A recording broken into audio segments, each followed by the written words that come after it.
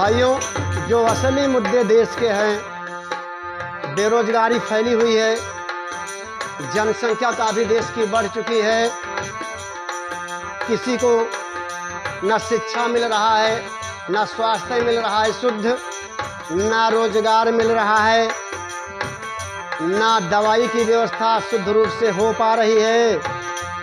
और हालत आज देश की ये है, कटु लेकिन सत्य, कि हमारी कमाई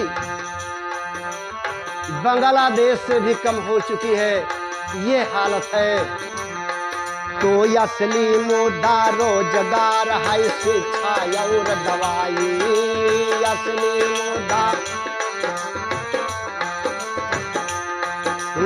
असली मुद्दा रोजगार है, शिक्षा और दवाई।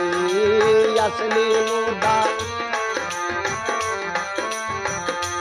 हाँ बाबा कहाया दुखिया सुन के, बाबा कहे दुखी मना सुन के, बांग्लादेशों से हाँ गिरगा कमाई।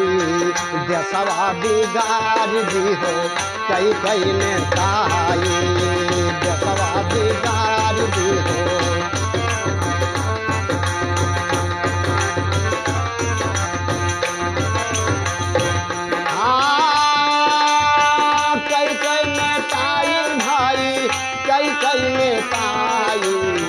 देशवा बिगाड़ दी हो कई कई नेताई, देशवा बिगाड़ दी हो कई कई नेताई, देशवा बिगाड़ दी हो कई कई नेताई, देशवा बिगाड़ दी हो कई कई नेताई।